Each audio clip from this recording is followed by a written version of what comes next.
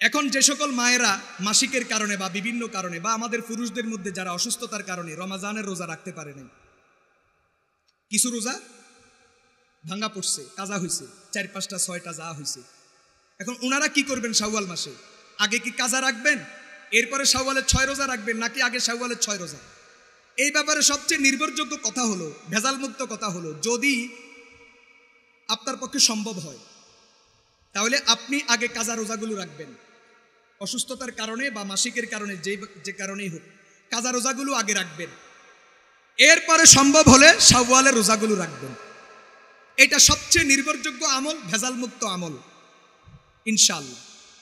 আর যদি আপনার ভাঙতি যদি এই পরিমাণ হয়, আপনি এই পরিমাণ রোজা ভাঙছেন বিভিন্ন কারণে, অসুস্থতার কারণে, এখন আপনি যদি সব রোজাগুলো আগে রাখতে যান, কাজা রোজাগুলো, তাহলে শাওয়াল মাসের 6 রোজা আপনি কি করতে পারবেন না, রাখতে পারবেন না।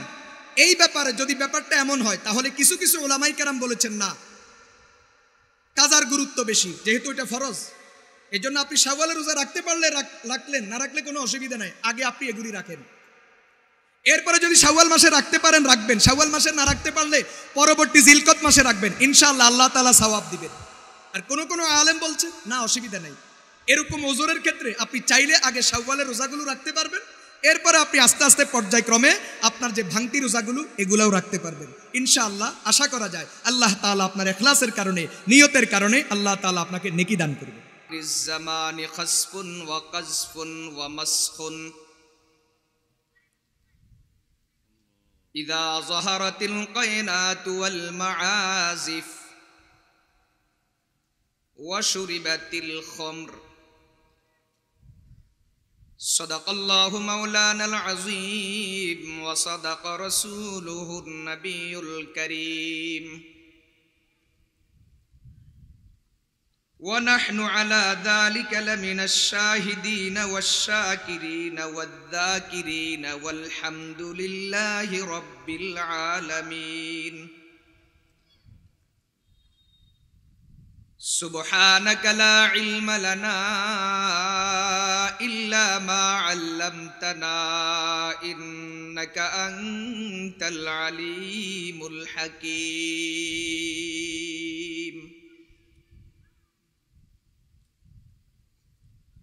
নোয়াখালী সোনাইমুড়ি থানার অন্তর্গত দক্ষিণ ওয়াসিকপুর চকিদারহাট মজমুআয়ে আশরাফিয়া ফাউন্ডেশনের উদ্যোগে আজ 2রা এপ্রিল 2025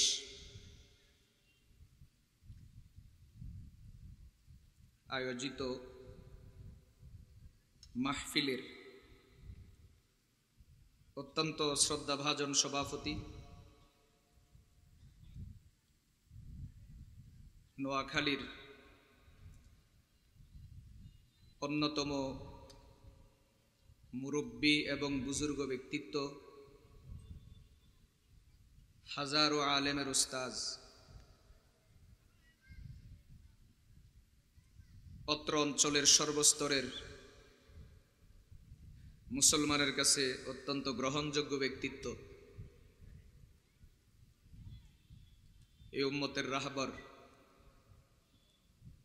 আমাদের উস্তাজ তুল্য হযরত মাওলানা যাইনুল আবেদিন বারাকাল্লাহু ফি হায়াতিহি তাইয়্যিবা অনেক দিন থেকে অসুস্থ, দিন দিন শারীরিক অসুস্থতা বেড়েই চলছে। আল্লাহ তাআলার কাছে খুব বেশি দোয়া করা দরকার, আল্লাহ রাব্বুল আলামিন যেন উম্মতের এই সকল উলামায়ে কেরামকে সুস্থতার সাথে দীর্ঘ নেক হায়াত নসিব করেন। আজকের মাহফিলের আরেকজন সভাপতি, আমাদের শ্রদ্ধেয় বড় ভাই তুল্য এবং যে উস্তাজের ছাত্র বলে পরিচয় দেওয়া আমাদের জন্য বড় গৌরব, যার ক্লাসে বসতে পারছি, দর্শে বসতে পারছি, এই পরিচয় দেওয়া আমাদের জন্য বহুত বড় গৌরব। সেই মুহতারাম উস্তাজের সুযোগ্য খলিফা, ঢাকা মোহাম্মদপুর বাইতুল আমান মাদ্রাসার সুনামধন্য মুহাদ্দিস হযরত মাওলানা মুফতি সাইফুল্লাহ দিলওয়ারি হযরত মঞ্চে উপস্থিত আছেন, দিগার ওলামায়ে কেরাম, আজিজ তালেবুল ইলম ভাইয়েরা, মুরব্বিয়ানে ইজাম, পর্দার আড়ালে অপেক্ষমান অত্যন্ত শ্রদ্ধেয় সম্মানিতা মা ও বোনেরা, আল্লাহ তাআলার দরবারে লাখো কোটি শুকরিয়া আদায় করছি, যিনি অত্যন্ত মেহেরবানি করে আমাকে আপনাদের সামনে অল্প সময়ের জন্য হলেও হাজির হওয়ার তৌফিক দান করেছেন। শুকরিয়া আদায় করছি, আলহামদুলিল্লাহ। আপনারা দিনের বেলায় আলোচনা শুনেছেন বাংলাদেশের বর্তমান সময়ের আলোচিত উল্লেখযোগ্য একজন বিজ্ঞ মুফতি শেখুল আরবি ওয়াল আজম শেখুল ইসলাম আল্লামা তাকি উসমানী দামাত বারাকাতুহুমের সুযোগ্য খলিফা,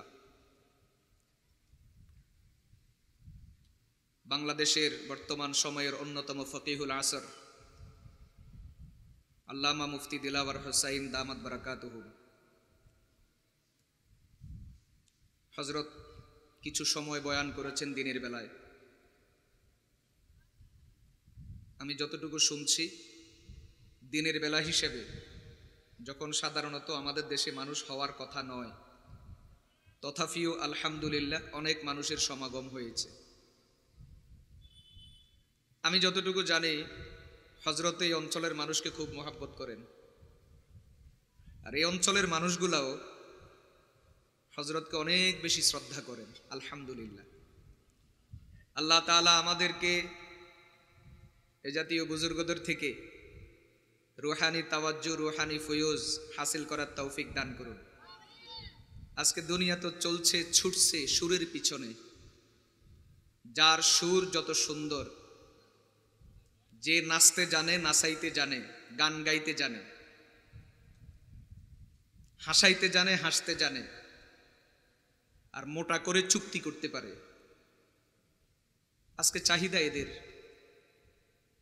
মানুষ এদের পিছনে ছুটে দৌড়ায়। কিন্তু আপনারা বড় ভাগ্যবান,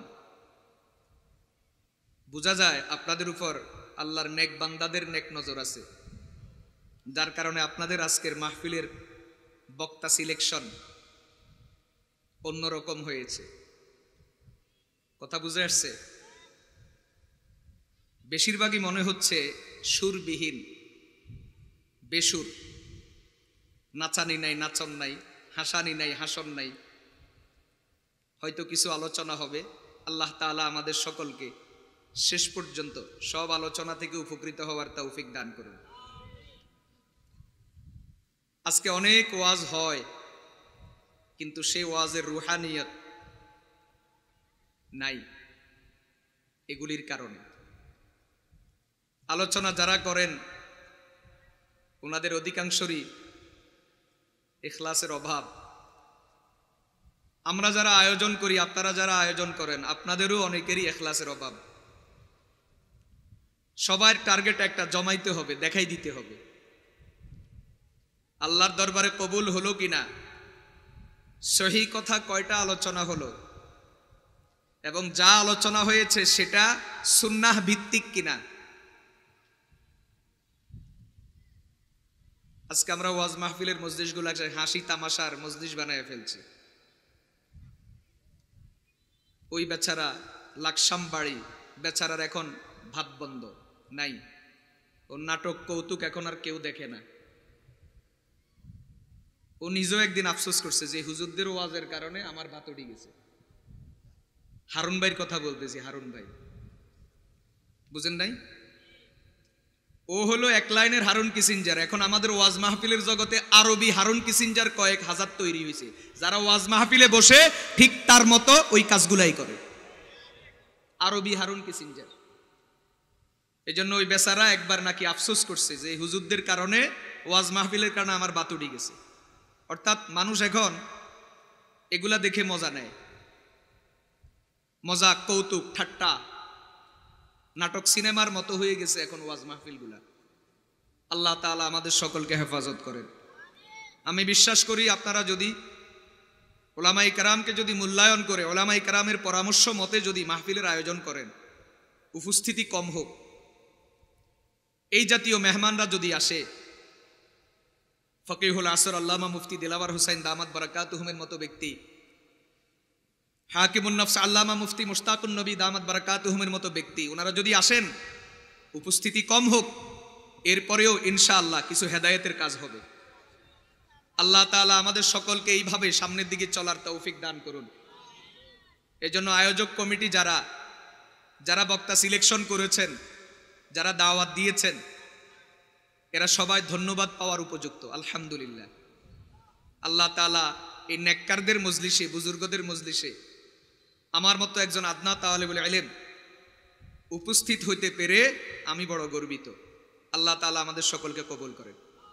কোরআনে কারীমের 21 পারার সূরাতুল লোকমান, এই সূরা লোকমানের 6 এবং 7 নম্বর আয়াতে কারিমা আপনাদের সামনে তেলাওয়াত করেছি। রাসূল করিম সাল্লাল্লাহু আলাইহি ওয়াসাল্লামের প্রিয় সাহাবী হযরত ইমরান ইবনে হুসাইন রাদিয়াল্লাহু তাআলা আনহু সূত্রে বর্ণিত তিরমিজি শরীফ থেকে একখানা হাদিস পাঠ করেছি। বিক্ষিপ্ত আকারে কয়েকটা বিষয়ের উপর আয়াতে কারিমা সামনে রেখে কথা বলবো ইনশাআল্লাহ।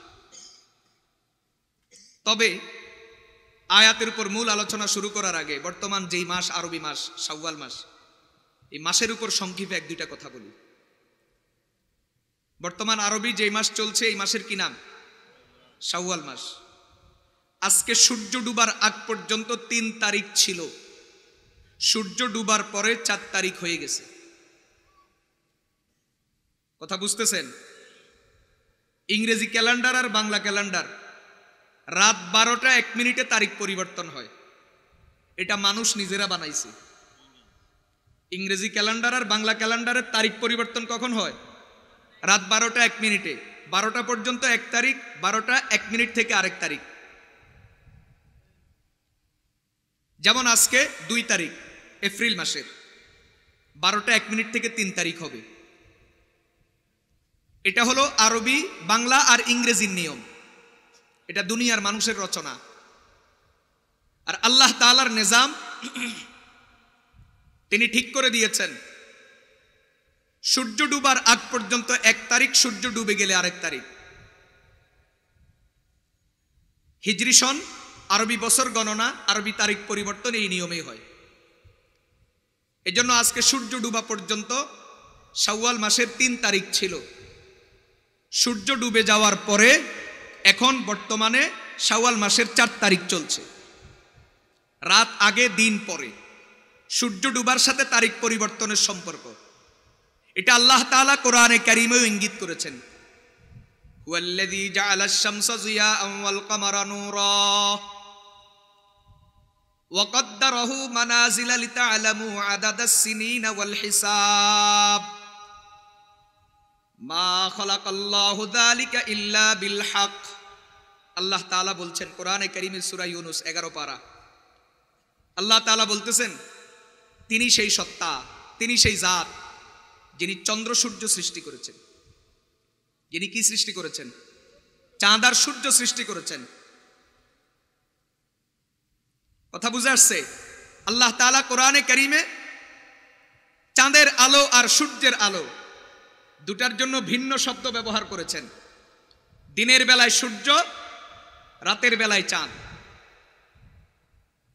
আল্লাহ তাআলা দুইটা দিয়েছেন, দিনের জন্য একটা দিয়েছেন, রাতের জন্য একটা দিয়েছেন। দিনের জন্য দিয়েছেন সূর্য, রাতের জন্য দিয়েছেন চাঁদ। কেন? আল্লাহ নিজে বলছেন লিতা'লামু আদাদাস সিনিনা ওয়াল হিসাব, যাতে করে তোমাদের বছরের গণনা, তোমাদের হিসাব তোমাদের জন্য যেন সহজ হয়ে যায়, সহজে যেন জানতে পারো, অনুধাবন করতে পারো।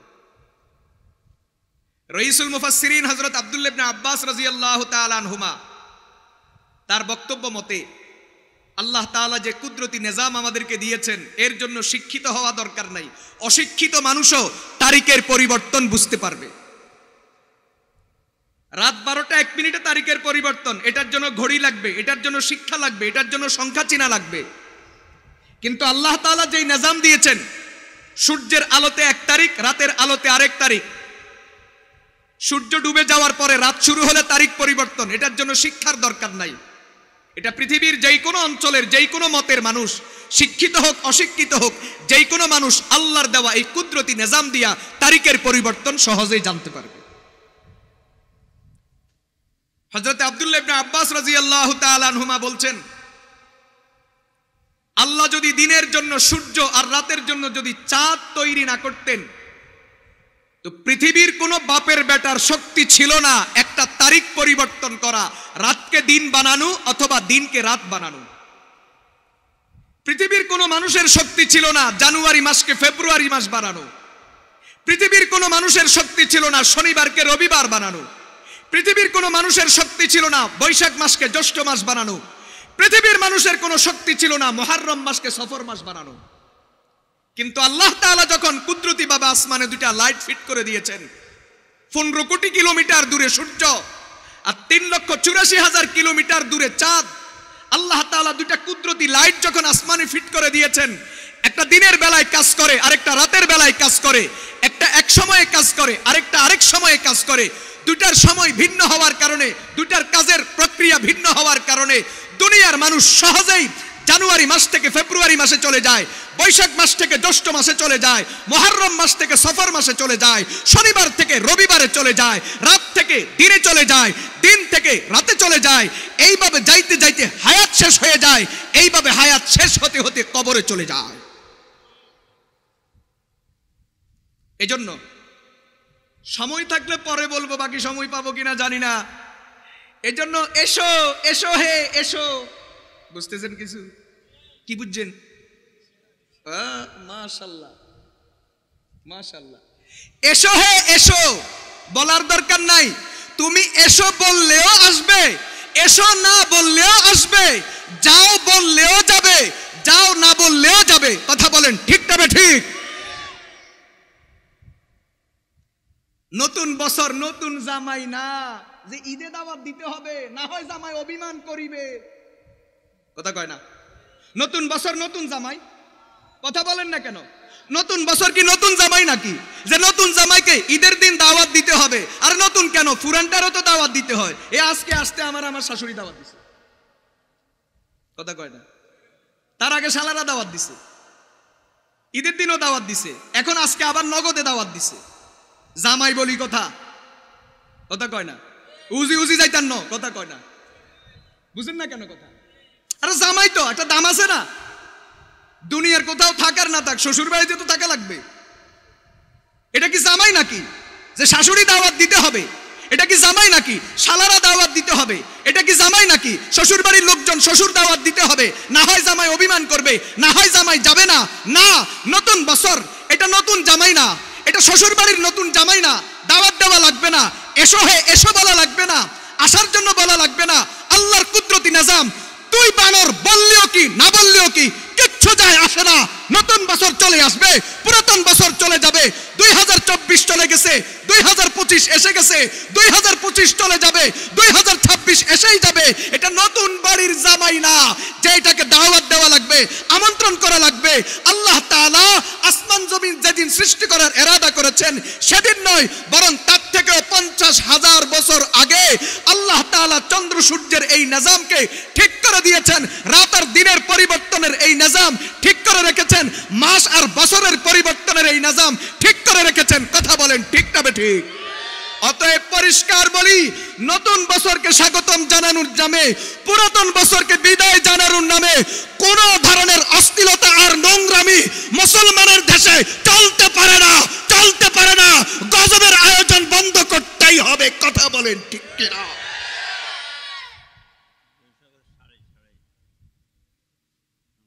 এসো এসো, না হয় আসবে না। নতুন জামাই শাশুড়ি বলতে হবে এসো, শালারা বলতে হবে এসো, শ্বশুর বলতে হবে এসো, শালিরাও বলতে হবে এসো, শালার বউরাও বলতে হবে এসো, না হয় উনি আসিবে না। কথা বলেন। এটা কোনো মনুষ্যত্ব হতে পারে না, কোনো মানুষের কাজ হতে পারে না। আগেই বলছি কথা আনসিরিয়াল হবে, যখন এটার উপর কথা উঠছে এখন এটা আগে বালা করি সানাই লই, তারপরে সামনের দিকে যাব। নবী এবং প্রিয় সাহাবাদের সুন্নাহ কি, রাসূলের আদর্শ কি, সাহাবাই কেরামের আদর্শ কি? একটা বছর গেল, আরেকটা বছর আসলো, আরেকটা বছর আসবে, একটা বছর যাচ্ছে, করণীয় কি? এই কথাটা বলার আগে 3 দিন আগে যে রমজান হারাইছেন, রমজানের উপর একটা কথা বলি। হঠাৎ আমার 29 তারিখ রোজার দিন মনে আসছে যে গত রাত্রে সাহারি যেটা খাইছি এটা হয়তো জীবনের জন্য শেষ খাওয়া খাইছি। আগামী 1 বছর যদি হায়াত পাই তাহলে আবার সাহারি খাবো, না হয় শেষ। কথা বলেন। 29 তারিখের রাতের যখন তারাবি পড়েছি, গোটা জীবনের জন্য তারাবি শেষ। যদি আবার একটা বছর হায়াত পাই তাহলে জীবনে তারাবি দেখব, না হয় আর তারাবি দেখব না। 29 তারিখ সন্ধ্যার সময় যখন ইফতার করতেছি তখন মনে মনে এই কল্পনা করতেছি জীবনের জন্য ইফতার শেষ। যদি আগামী 1 বছর হায়াত পাই তাহলে হয়তো জীবনে আবার কখনো ইফতার করতে পারবো, না হয় জীবনের জন্য এখানেই কিস্সা খতম। প্রিয় ভাইয়েরা আমার, 2024 আর কখনো ফিরে আসবে না।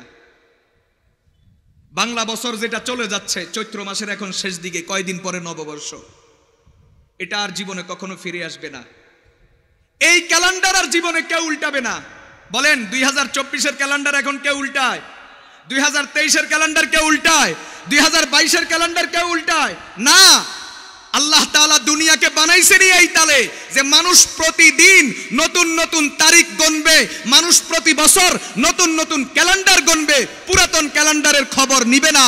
তুমি খবর নিবা না কথা ঠিক, কিন্তু ফেরেশতারা তোমার সব কিছু ঠিক করে রাখছেন।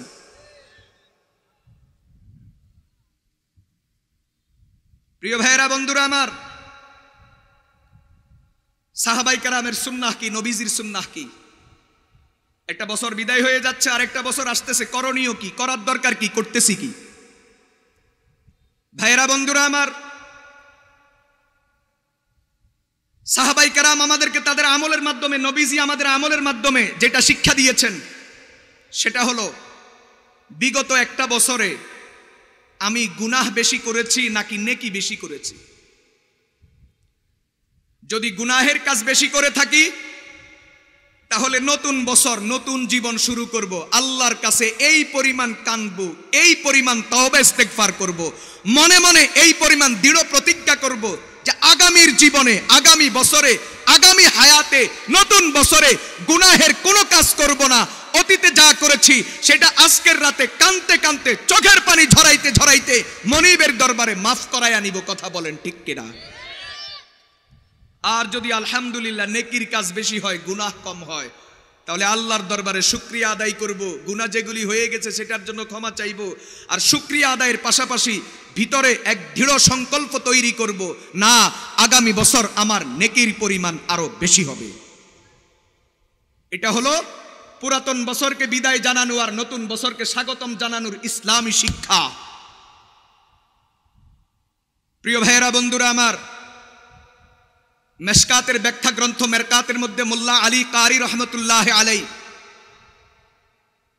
মুসলিম শরীফের এক হাদিস, যেটা মেশকাতের এতেকাফের অধ্যায়ে আসছে, মোল্লা আলী কারি এখানে হাদিসের ব্যাখ্যায় লিখেছেন যে এই হাদিস প্রমাণ করে, আমার এখন হাদিস এটা পড়ার সময় নেই, যেহেতু এটা সিজনও নাই, আনসিজনে হাদিস আমি পড়তে রাজি না, তবে হাদিস থেকে শিক্ষাটা সারা জীবনের জন্য দরকার, এই জন্য এটা বলি। যেহেতু এখন এতেকাফের সিজন না, এই জন্য আমি এতেকাফের এই হাদিসটা শোনাবো না।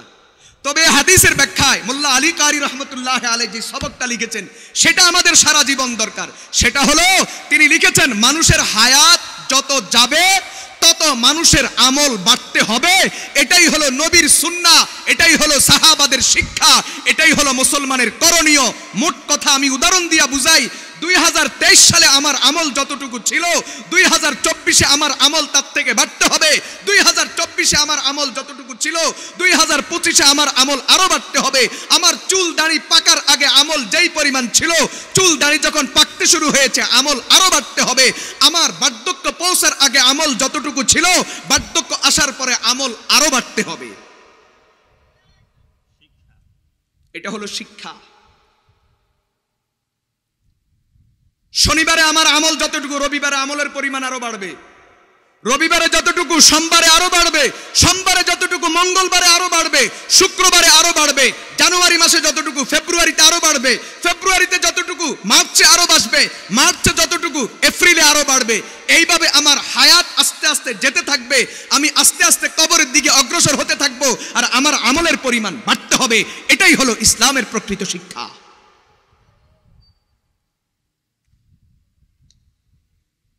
আর তুমি বানাইছো কি? তোমরা বানাইছো কি? অশ্বত্থ গাছের তলায় বই বই কি কি করছিলে? আমাদের বাংলাদেশ এখন কোন তালে চলে চলবেন নি, শুনবেন নি? সংক্ষেপে শুনাই 2 মিনিটে। একটা জিনিস কেউ চালু করে দিল, ধরেন প্রথমে 10 জনে মিলি চালু করছে, আর মিডিয়া তো আছে, কথা কয় না, মিডিয়া তো আছে।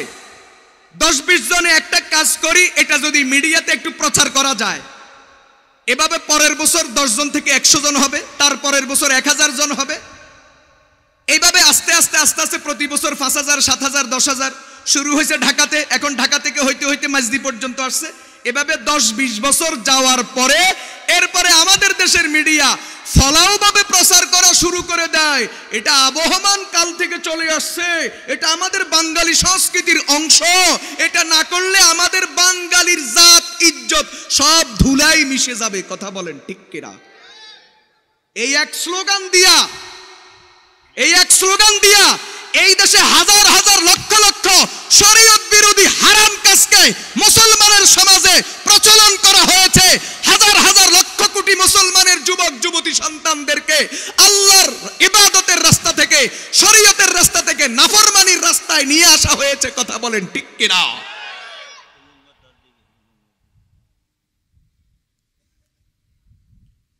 ইতিহাস পড়েন। আমি আপনাদেরকে এত দিন তারিখ দিয়ে এত বিস্তারিত বলার সময় নাই। পহেলা বৈশাখ কবে থেকে চালু হয়েছে? বাংলা নববর্ষ তো চালু করেছে সম্রাট আকবর ফতেউল্লাহ সিরাজির মাধ্যমে 963 হিজরি। আরবির সাথে মিলাইয়া বাংলা সন তৈরি হয়েছে খাজনা আদায়ের সুবিধার জন্য। 963 হিজরি থেকে হিসাব করে আপনার আরবি সন এই তারিখ সম্রাট আকবর খাজনা আদায়ের সুবিধার জন্য ফতেউল্লাহ সিরাজিকে দায়িত্ব দিয়ে এই ক্যালেন্ডারের আবিষ্কার করেছে। বাস এটা চলছে, ক্যালেন্ডার চলছে, ক্যালেন্ডার মানা চলছে, গণা চলছে, হালকাতা চলছে, হিসাব নিকাশ চলছে। বাস এজন্য শুরু দিকে এই বছরের নাম ছিল ফসলি বছর, খাজনার বছর। শত শত বছর চলে যাওয়ার পরে ভারতবর্ষের এই অঞ্চলে আমাদের দেশ স্বাধীন হওয়ার কয়েক বছর পরে বাংলাদেশে কয়েকটা যুবক যুবতী, এরা মুসলিম কি অমুসলিম এই প্রশ্নেরও কারো জানার প্রয়োজন নাই। বাস এরা এই দিনে পহেলা বৈশাখ এই দিনে কয়েকজন একত্রিত হইয়া ডোল তবলা বাজাইছে, একটু ঘুরছে গাড়ছে, আনন্দ করছে, খাইছে টাইছে। বাস এভাবে কয়দিন চলতেছে। চলতে চলতে 1979 অথবা 90 সাল ঢাকা বিশ্ববিদ্যালয়ের চারুকলা ইনস্টিটিউটের কয়েকজন ছাত্রছাত্রী এরা নাম দিছে, এটার লগে আরেকটা যোগ করছে, মঙ্গল শোভাযাত্রা।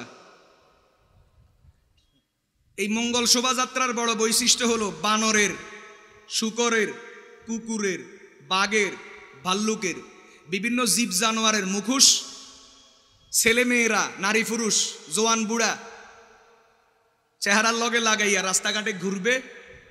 এটার নাম মঙ্গল শোভাযাত্রা। এটার কারণে নাকি আগামী 1 বছর পর্যন্ত সমস্ত বিপদ আপদ থেকে নাকি মুক্ত থাকবে। আচ্ছা বলেন, এই আকীদা কার আকীদা? ভালো মন্দ কার হাতে?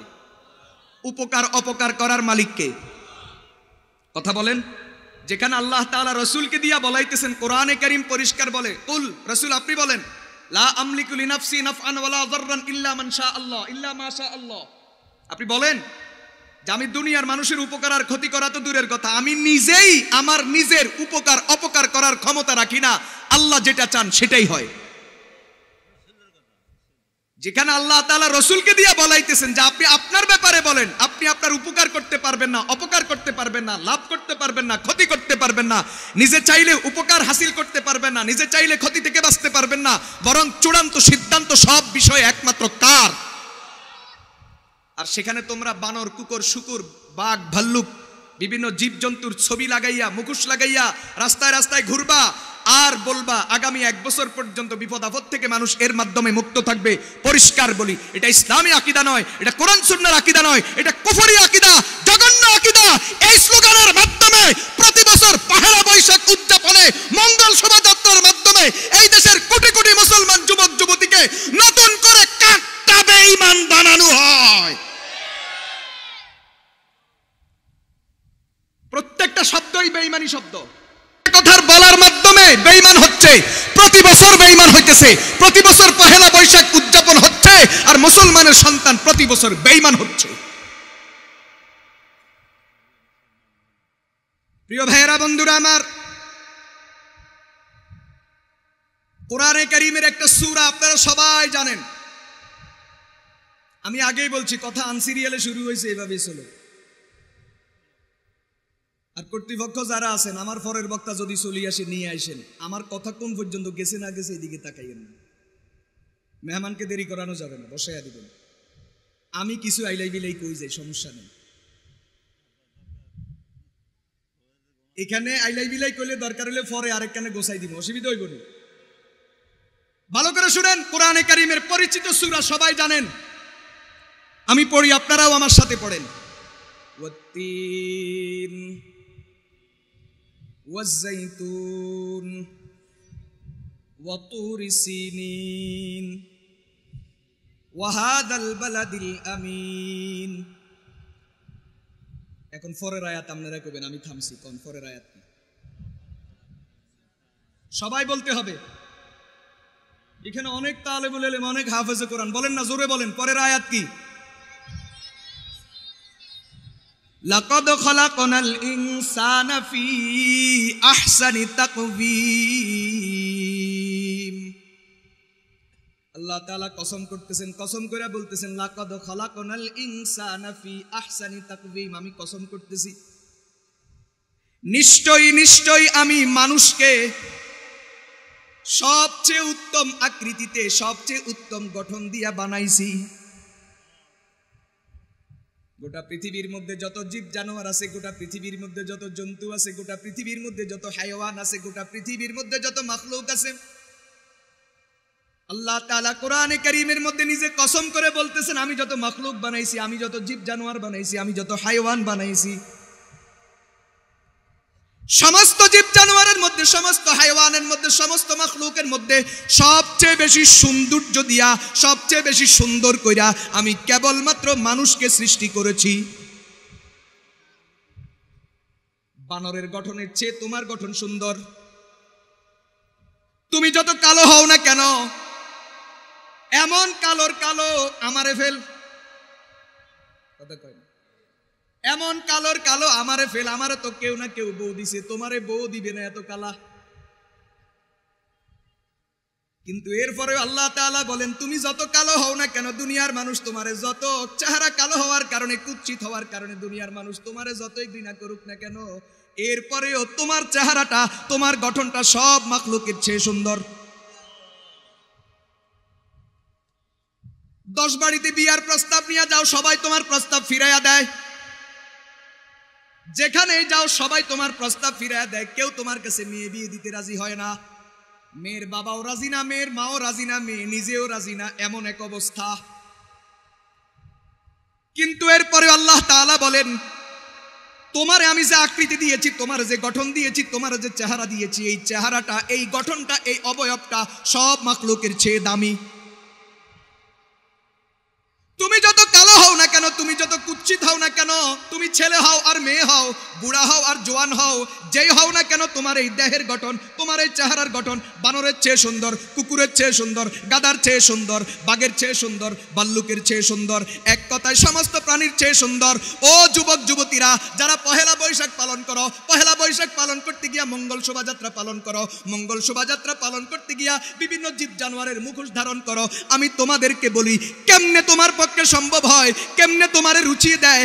আল্লাহ তাআলা তোমারে এত সুন্দর গঠন দিয়েছে, এত সুন্দর অবয়ব দিয়েছে, তুমি এই সুন্দর গঠনটা, সুন্দর চেহারাটা, সুন্দর অবয়বটা একটা জানোয়ার, বাঘ, ভাল্লুক, কুকুর, বিড়াল আর গাদার ছবি দিয়া ঢাকতেছ।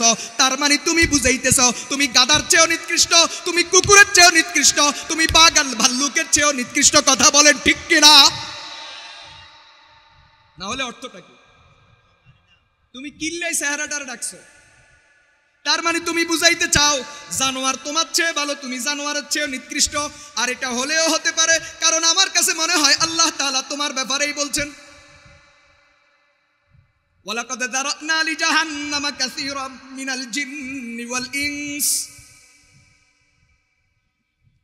ওয়ালাকাদ যারানা লিজাহান্নামা কাসীরাম মিনাল জিন্নি ওয়াল ইনসি লাহুম কুলুবুন লা ইয়াফকাহুনা বিহা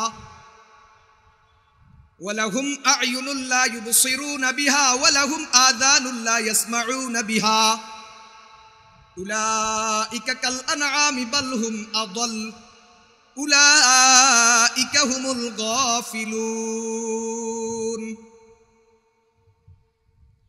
যারা বুঝাও বুঝে না, শুনাও শুনে না, দেখেও দেখে না, আল্লাহ তাআলা বলেন তারা চতুষ্পদ জানোয়ারের মতো, বরং তার চেয়েও নিকৃষ্ট, অদম। আমার কাছে মনে হয় এই সত্য কথাটা, এই সত্য গালিটা আল্লাহ তাআলা তোমাদের জন্যই ব্যবহার করেছেন। কথা বলেন ঠিক না ঠিক? তো কি বুঝাইতে চাইলে? আল্লাহ নিজে বলছে তোমার আকৃতি, তোমার এই চেহারার গঠন সবকিছুর চেয়ে সুন্দর, আর তুমি এটারে ঢাকতেছ বাঘ, ভাল্লুক, বিভিন্ন জীব জানোয়ারের মুখোশ লাগাইয়া। এই ভালো করে শুনেন, আমাদের দেশ গ্রামেও আছে বিভিন্ন মেলা, বিভিন্ন অনুষ্ঠান, বিভিন্ন দিবস, এমনকি ঈদের দিন। খোদার এক গজব, এখন ওয়াজ মাহফিল বলেন আর ঈদ বলেন, যাই বলেন, মেলা হবে, দোকানপাট বসবে, নারী পুরুষের ঠেলাঠেলি হবে, মাঠের ভিতরে বক্তা জান দিয়া দিতেছে, মুসল্লিরা সুবহানাল্লাহ আলহামদুলিল্লাহ বলতে বলতে চোখের পানি জড়াইতে জড়াইতে জীবন দিয়া দিতেছে।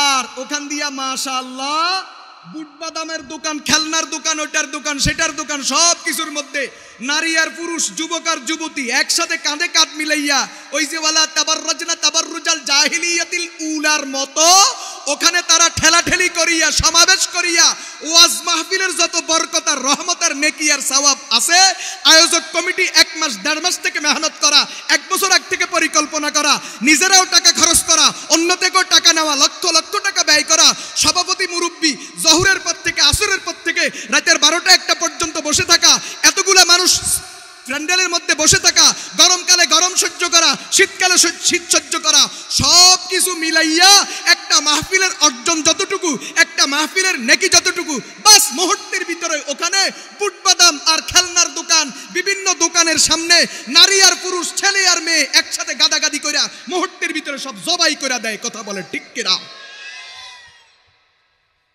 ইবলিস কয় তোমরা ওয়াজের ডাক দিছো, মুফতি দেলওয়ার সাহেব আইছে, মুস্তাকুন নবী সাহেব আইব, মেলা নাকি কামাইবা, আমি ব্যবস্থা করতেছি, খাড়ো। এই জন্য প্রত্যেকটা মাহফিলে শয়তানের এক গভীর পরিকল্পনা, গভীর চক্রান্ত। এই জাতীয় দোকানপাট বসাইয়া কিছু মানুষ এখানে থাকবে, বক্তা ওয়াজ করতে করতে জান দিবে, শ্রোতারা শুনতে শুনতে কানতে কানতে দাড়ি বাসাবে, বুক বাসাবে, যা নেকি হবে, যা সওয়াব হবে, আর ওখান দিয়ে উনারা সব মুহূর্তের ভিতরে জবাই করে দিবে। কথা বলতেছিলাম ঈদ, আমাদের রমজান যেমন ইবাদত, ঈদ কি বলেন? ইবাদত। রমজান মাস ইবাদত, ঈদের দিনও ইবাদত। সবাই বলেন যে না, এরকম কথা আমি শুনতে রাজি না, আমি যেভাবে কইছি এভাবে করতে হইবে। বলেন রমজান মাস যেমন ইবাদত, ঈদের দিনটাও ইবাদত। সবাই কন, কন আবার কন, ঈদের দিনটাও কি? আমাদের দেশে এক একটা ঈদের দিনে যেই পরিমাণ নাফরমানি হয়, আমি এক দুইটার উদাহরণ দিই। যেমন এই যে ঈদের দিনে যে দোকানগুলো বসে, সেখানেও বিভিন্ন খেলনা, বিভিন্ন মুখোশ জীব জানোয়ারের বিক্রি হয়নি, আপনাদের বাচ্চারা কিনে নি, এগুলা লাগায় লাগায় ঘুরে নি। কোনদিন ডাক দিছেন নি? আপনি মুসলমান না? আপনি লাকাদ খালাকনাল ইনসানা ফি আহসানি তাকওয়িম আয়াত এটা জানেননি? কে কে জানেন? হাত তোলেন, তোলেন।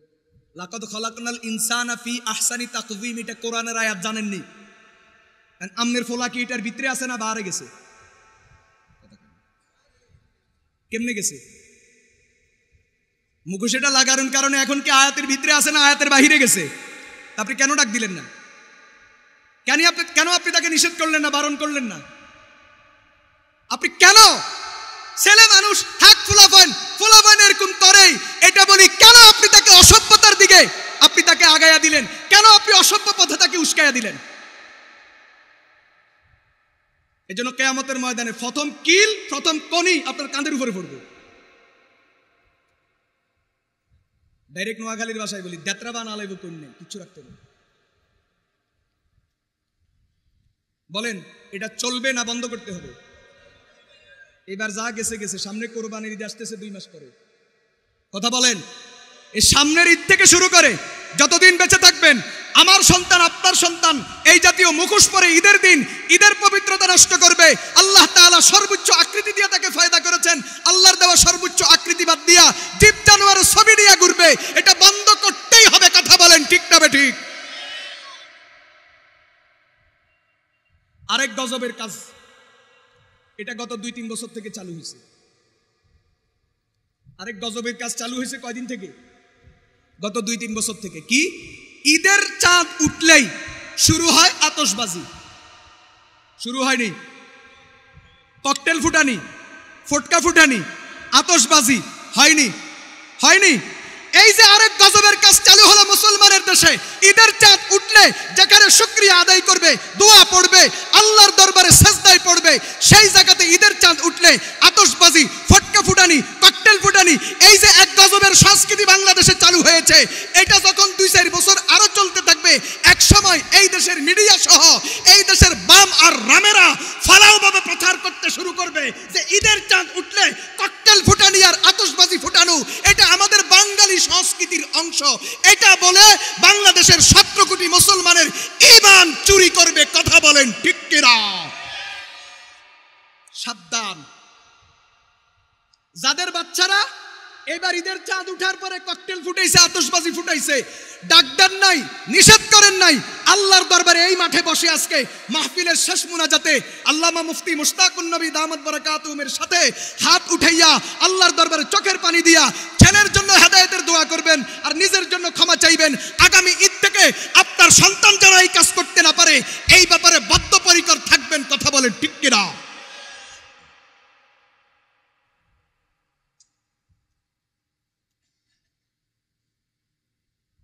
আজকে গজবের শেষ নাই ভাই। আপনি যদি অনুমতি দেন 5 মিনিট।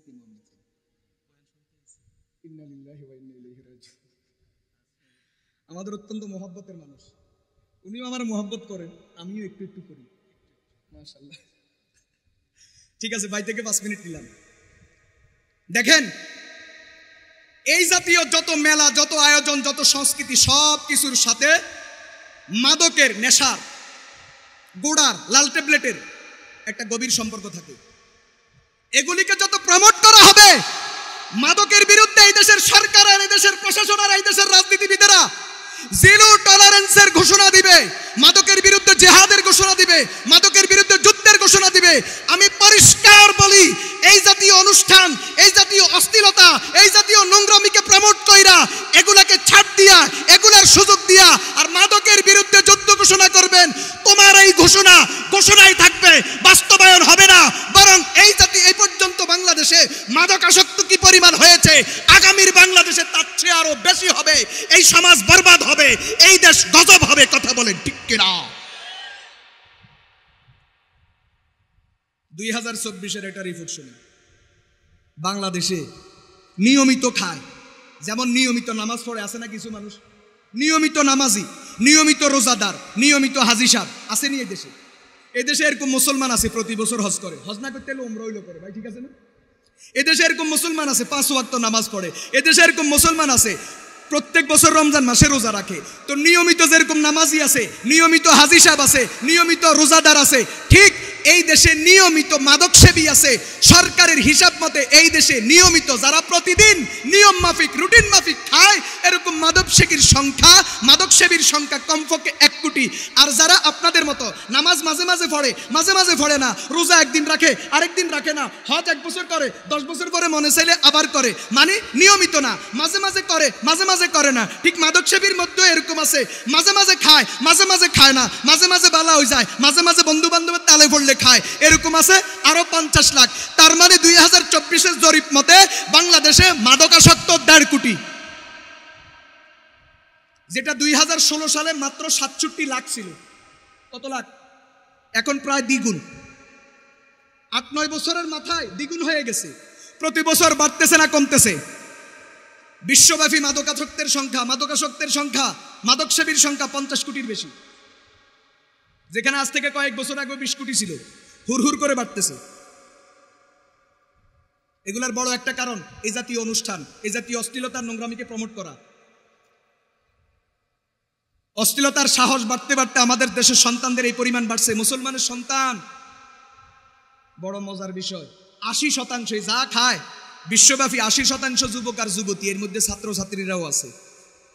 বড় মজার বিষয়, ছেলেরা নয়, এখন মেয়েরাও আছে। বিশ্ববিদ্যালয়ের মেয়েরাও এখন কি খায়? গোড়া খায়। এখন কি খায়? মাদক সেবন করে, সিগারেট খায়। বাংলাদেশে 2 কোটির উপর আছে সিগারেট খোর। মাশাআল্লাহ, এই পরিমাণ উন্নত হয়েছে বাংলাদেশ। মেয়েরা সিগারেট খাইয়া ফেসবুকে ছবি দেয়, মেয়েরা বাবা খাইয়া বন্ধু বান্ধবের পাল্লায় বাবা খাইয়া ফেসবুকে ছবি দেয়। আল্লাহর মেহেরবানিতে এইবার রমজান মাসে আরো একটু উন্নতি লাভ করছে। এখন প্রকাশ্যে সিগারেট খাওয়ার জন্য, এদের অধিকার আদায়ের জন্য বাংলাদেশের রাজপথে, শাহবাগে প্রকাশ্যে তারা এখন আন্দোলন করে। এদেশের মেয়েরা বাড়তে বাড়তে এই পরিমাণ বাড়ছে। আচ্ছা বলেন তো, এরকম মেয়ে ধরেন আপনি ছেলেরে বিয়ে করবেন, ভাগ্য যদি ভালো হয় এরকম একটা যদি পান, না যদি ভাগ্যটা ভালো হয় আর কি, আল্লাহ যদি দেখ, আপনি তো যেহেতু সমর্থন করেন, তো আমনের তো মাথা খারাপ। আপনি কোন হুজুররা কিনলে এগুলা লই এত চিল্লা পাল্লা করে, হুজুরদের কি কাম? হুজুরদের আর কাম নাই। অনেকে তো বলে হুজুর কোরআন হাদিস থেকে কোন এই জাতীয় কথা কইেন না, এগুলা নাকি কোরআন হাদিসের বাহিরের কথা। তো আল্লাহর গজব তোর উপরে পড়বে। তোর মাইয়াই হবে মাদক সেবী, তোর মাইয়া হবে সিগারেট খোর, তোর ফোলা হবে সিগারেট খোর, তোর ফোলার বউ হবে সিগারেট খোর, আর তুইও খাবি সিগারেট। কথা বলে ঠিক না বেটি?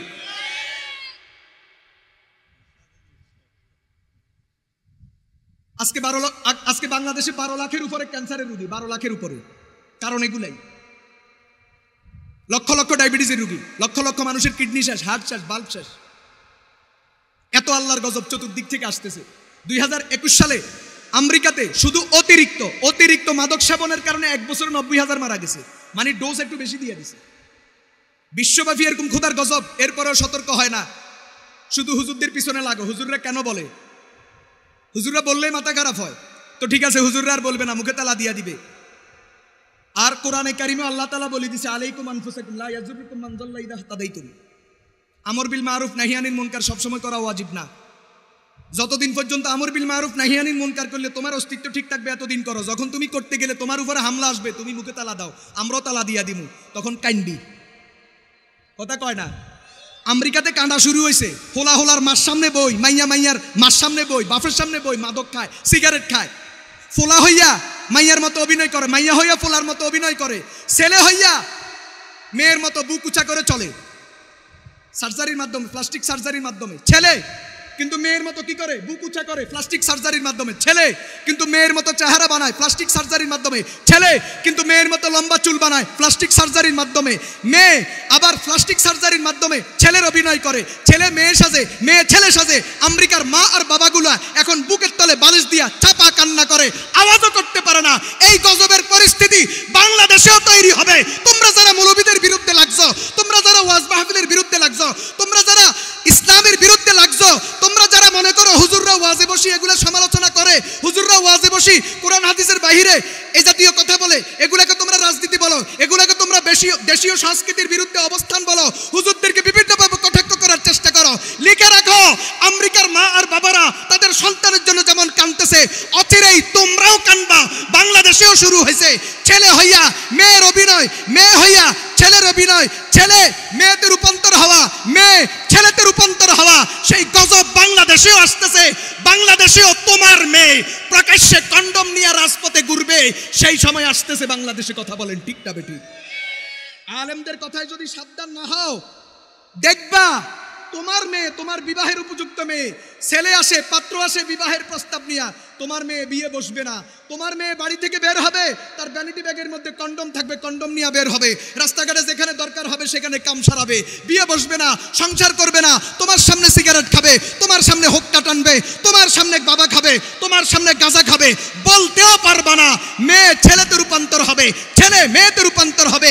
এখনো বলি বাবা, পায়ে হাত দিয়া বলি, মাথায় হাত দিয়া বলি, পিঠে হাত দিয়া বলি, আলেমদের পরামর্শ শুনো, আলেমদের কথা মানো, না হয় খোদার গজবের জন্য অপেক্ষায় থাকো। শরীফ থেকে শরীফার গল্প তো মাত্র লেখা হয়েছে, বাস্তবায়ন হয় নাই। বাস্তবায়ন তোমার ঘর থেকে শুরু হবে, দেখবা। গ্রাম থেকে শহর, শহর থেকে গ্রাম, সব জায়গাতে এক হযবরল অবস্থা তৈরি হবে, অশান্তি সৃষ্টি হবে। কারণ এখন মিডিয়ার মাধ্যমে গ্রাম আর গ্রাম নাই, গ্রাম ও শহরে রূপান্তর হয়েছে। ছোটখাটো জামা গায়ে দেওয়া, অশ্লীল জামা গায়ে দেওয়া, মেয়েরা গেঞ্জি গায়ে দেওয়া, মেয়েরা টি শার্ট পরা, মেয়েরা জিন্সের প্যান্ট পরা, এটা শুধু শহরে আর ঢাকাতে নয়, রাজধানীতে নয়, এটা এখন গ্রামে গ্রামেও শুরু হয়েছে মিডিয়ার অবদানে। কথা বলেন ঠিক না বেঠিক? আল্লাহ তাআলা হেদায়েত করেন। শেষ কথা বলি, হাদিস শুনাই। শাওয়াল মাস চলছে। কোন মাস চলছে বলেন? কোরআনে কারিমে আছে, আল্লাহ তাআলা নিজে বলছেন শাওয়াল মাসের গুরুত্ব কি। আল হজ্জু আশহুরুম মা'লুমাত ফামান ফারাদা ফীহিন্নাল হজ্জ ফালা রাফাথা ওয়ালা ফুসুকা ওয়ালা জিদালা ফিল হজ্জ ওয়া মা তাফআলু মিন খাইরিন ইয়া'লামুহুল্লাহ ওয়া তাযাওয়াদু ফাইন্না খায়রাজ যাদিত তাকওয়া ওয়াত্তাকুনি ইয়া উলিল আলবাব। আমি তরজমার দিকে যাব না। আল্লাহ তাআলা বলছেন হজের নির্দিষ্ট কয়েকটা মাস আছে। মুফাসসিরিন লিখেছেন হজের মাস তিনটা। কয়টা? শাওয়াল মাস, জিলকদ মাস, জিলহজ মাস। হজের মাস কয়টা বলেন? এখন বিষয়টা হলো, আমরা সবাই জানি হজ জিলহজ মাসে 8 তারিখ থেকে 12 তারিখ পর্যন্ত ধারাবাহিক 5 দিন। 8, 9, 10, 11, 12 কয় দিন? ধারাবাহিক 5 দিন। নির্দিষ্ট কিছু জায়গাতে কিছু আমলকে হজ বলে। ধারাবাহিক 5 দিনের আমল হলো হজ, আর এটা জিলহজ মাসে। কিন্তু আল্লাহ তাআলা বলেন হজের কিছু নির্ধারিত মাস আছে। আর হাদিস আয়াতের ব্যাখ্যায় বলে হজের মাস 3টা, শাওয়াল, জিলকদ, জিলহজ। অর্থ কি? অর্থাৎ কেউ যদি হজের জন্য যদি এহরাম বাঁধতে চায়, হজের এহরাম বেঁধে যদি হজের জন্য সফর শুরু করতে চায়, তাহলে সে যেন সর্বোচ্চ শাওয়াল থেকে যেন শুরু করে, এর আগে যাওয়ার সুযোগ নেই। এটা সর্বসম্মত ক্রমে এটা বিশুদ্ধ, এই আমল সহি। বাকি কেউ যদি শাওয়াল মাসের আগে যদি হজের সফর শুরু করে, হজের জন্য এহরাম বাঁধে, এটা সহি হবে কি হবে না এটা নিয়ে ইমামদের মতভেদ আছে। যাই হোক, আমি ওইদিকে গেলাম না। তাহলে শাওয়াল মাসের একটা গুরুত্ব, যে শাওয়াল মাস কি বলেন? হজের মাস। আলহামদুলিল্লাহ, হজের মাস শুরু হয়ে গেছে, এটা শাওয়াল মাসের এক গুরুত্ব। 2 নম্বর, মুসলিম শরীফের বর্ণনা, হযরত আবু আইয়ুব আনসারী রাদিয়াল্লাহু তাআলা আনহু রিওয়ায়াত করেছেন, ক্বালান নবী সাল্লাল্লাহু আলাইহি ওয়াসাল্লাম মান সামা রমাযান সুম্মা আতবাআহু সিত্তাম মিন শাওয়াল কানা কাসিয়ামিদ দাহর। রাসূল বলেন, যেই লোক রমজান মাসের রোজাগুলো রাখলো, অতঃপর রমজান মাসের পরের মাসে শাওয়াল মাসে 6টা রোজা রাখলো, সে যেন সারা বছর রোজা রাখলো। কেন? বছরে 360 দিন, ইংরেজি হিসাব করলে 65, আরবি হিসাব করলে 54 বা 55, একটু কম। তো ভাঙ্গাটাকে পুরাইয়া ধরা অথবা ভাঙ্গার উপরে বাড়তি যেটা ওটাকে কমাইয়া দেওয়া, এই ধরনের সংখ্যা গণনা কোরআন হাদিসে জায়েজ আছে, অসুবিধা নেই। তো মোটামুটি হিসাব করলে 360 বছর। আল্লাহ তাআলা কোরআনে কারিমে নিজে বলছেন, মান জাআ বিল হাসানাতি ফালাহু আশরু আমসালিহা। যে একটা নেকামল করবে, আল্লাহ তাআলা তাকে নেকি দিতে 10 গুণ বাড়াইয়া দিবেন। তো রমজান মাসে 30 রোজা, তার মানে 300, বাকি রইল 60। শাওয়ালের 6 রোজা, 6 × 10 = 60, তার মানে রমজানের 30 আর শাওয়াল মাসের কি 6 রোজা। এই 36টা যদি রাখে কেউ, তো আল্লাহ তাআলা তাকে 360 রোজা রাখার নেকি তার আমল নামার মধ্যে দান করবেন। প্রশ্ন দাঁড়ায়, হুজুর এই বছর তো 29, তার মানে 10 কমে গেছে। এটা বোঝানোর জন্য একটা উদাহরণ দিই। ফেব্রুয়ারি মাস কয় দিনে? 28 দিনে। জানুয়ারি মাস কয় দিনে? 31 দিনে। আর সাধারণ মাস কত দিনে? 30 দিনে। তো আচ্ছা, এখন জানুয়ারি মাসে ডিউটি আপনার 2 দিন কম হয়েছে না বেশি হয়েছে? আর ফেব্রুয়ারি মাসে কম হয়েছে না বেশি হয়েছে? কম হয়েছে। জানুয়ারির লগে হিসাব করলে 3 দিন কম, আর এমনি হিসাব করলে 2 দিন কম। এখন এই যে 2 দিন যে ডিউটি কম করছেন, আপনার মালিকে বেতন দিতে কি 2 দিনেরটা কমায় রাখি দিছেন না সমান সমান দিয়ে দিছে? তাহলে দুনিয়ার মালিক যদি ফেব্রুয়ারি মাস 2 দিন কম হওয়ার পরেও বেতন যদি পুরা দেয়, আল্লাহ তাআলা রমজান মাস 29 দিন হলে নেকি কেন কম দিবেন? আল্লাহ কি বখিল নাকি? সুবহানাল্লাহ বলেন না। আচ্ছা বলেন, কোন মালিক যদি 2 দিনের বেতন যদি কেটে রেখে দেয় ফেব্রুয়ারি মাসের, এই মালিকের চাকরি কি কোনো কর্মচারী করবে? করবে না। আল্লাহ তাআলা আরহামুর রাহিমিন, উনি কমাবেন না। এই জন্য রমাজান 29 হলেও আল্লাহ তাআলা নেকি পুরাপুরি দান করবেন। একটা মাসআলা বলি, এখন যে সকল মায়েরা মাসিকের কারণে বা বিভিন্ন কারণে বা আমাদের পুরুষদের মধ্যে যারা অসুস্থতার কারণে রমাজানের রোজা রাখতে পারে নাই, কিছু রোজা ভাঙ্গা পড়ছে, কাজা হয়েছে, 4, 5টা 6টা যা হয়েছে, এখন ওনারা কি করবেন? শাওয়াল মাসে আগে কি কাজা রাখবেন, এরপরে শাওয়ালের 6 রোজা রাখবেন, নাকি আগে শাওয়ালের 6 রোজা? এই ব্যাপারে সবচেয়ে নির্ভরযোগ্য কথা হলো, ভেজালমুক্ত কথা হলো, যদি আপনার পক্ষে সম্ভব হয় তাহলে আপনি আগে কাজা রোজাগুলো রাখবেন। অসুস্থতার কারণে বা মাসিকের কারণে যে কারণেই হোক, কাজা রোজাগুলো আগে রাখবেন। এরপরে সম্ভব হলে শাওয়ালের রোজাগুলো রাখবেন।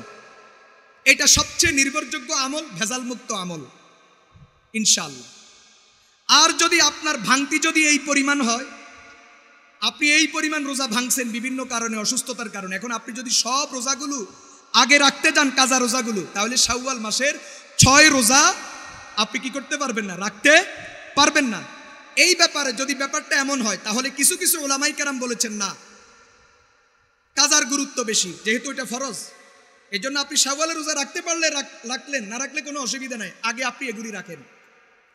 এরপরে যদি শাওয়াল মাসে রাখতে পারেন রাখবেন, শাওয়াল মাসে না রাখতে পারলে পরবর্তী জিলকত মাসে রাখবেন, ইনশাআল্লাহ আল্লাহ তাআলা সওয়াব দিবেন। আর কোন আলেম বলছে না, অসুবিধা নাই, এরকম ওজোরের ক্ষেত্রে আপনি চাইলে আগে শাওয়ালের রোজাগুলো রাখতে পারবেন, এরপরে আপনি আস্তে আস্তে পর্যায়ক্রমে আপনার যে ভাঙতি রোজাগুলো এগুলাও রাখতে পারবেন ইনশাআল্লাহ। আশা করা যায় আল্লাহ তাআলা আপনার ইখলাসের কারণে, নিয়তের কারণে আল্লাহ তাআলা আপনাকে নেকি দান করবেন। আল্লাহ তাআলা আমাদের সকলকে বুঝার তৌফিক দান করুন। আমি ভাইয়ের অনেক সময় নষ্ট করেছি, আপনাদেরকেও বিরক্ত করেছি। ওয়া আখিরু দাওয়ানা আলহামদুলিল্লাহি রাব্বিল আলামিন। আসসালামু আলাইকুম ওয়া রাহমাতুল্লাহ। আলহামদুলিল্লাহ, হযরত আমাদেরকে অত্যন্ত গুরুত্বপূর্ণ নসিহত করেছেন। আল্লাহ রাব্বুল আলামিন আমাদেরকে আমল করার তৌফিক দান করুন। সকলে পড়ে আমিন। প্রিয় উপস্থিতি, এই পর্যায়ে আপনাদের সামনে কোরআন ও সুন্নাহর আলোকে অত্যন্ত গুরুত্বপূর্ণ আলোচনা